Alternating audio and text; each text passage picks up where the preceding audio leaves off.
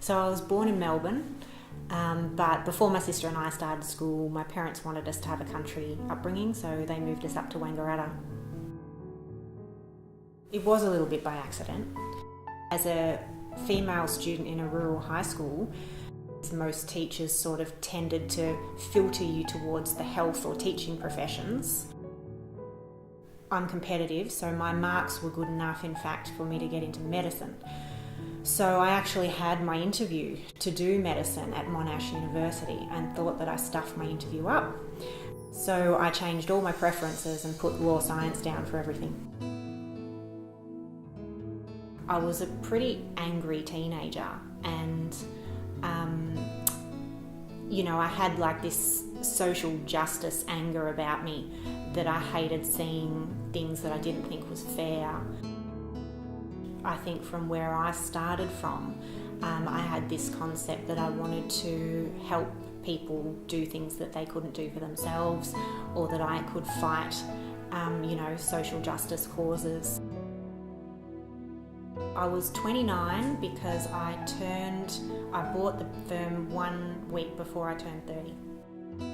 I knew of this firm in Ngambie, I knew of Rod Theobald, I knew he was in his 60s, and so I actually rang him and asked him if he was going to be retiring soon, and he jumped at it.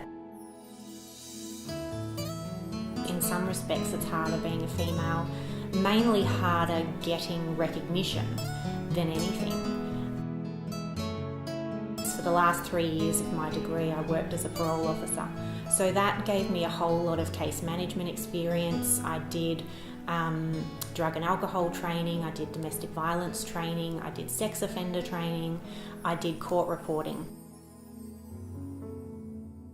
Yes, managing over 3 locations can be tricky. You just get good at juggling, have really good processes in place. Technology really helps because we're all working in one system. We're all on the same phone system.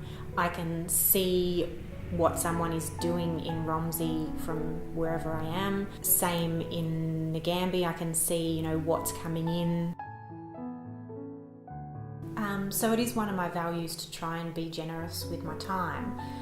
So it's about making myself accessible so that people can know that I'm not scary, but also, like I say, be generous with my time so that I'm happy to answer some basic questions about your situation.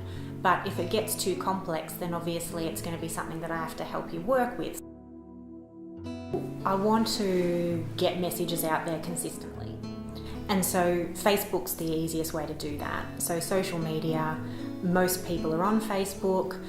We do a weekly blog and then we just repost our blogs on Facebook all the time. So my goal when I bought the practice was to have 5 offices in 5 years in central Victoria, and then sort of make it so it's a business that can run itself. I think where our competitive advantage lies is that we're ahead of the curve in terms of technology in our region more so than anything.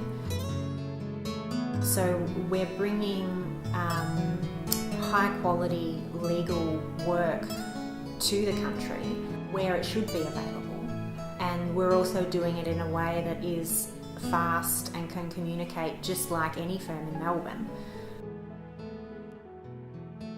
I just wanted to show the world that I could create a legal practice in my community that provides efficient and affordable services.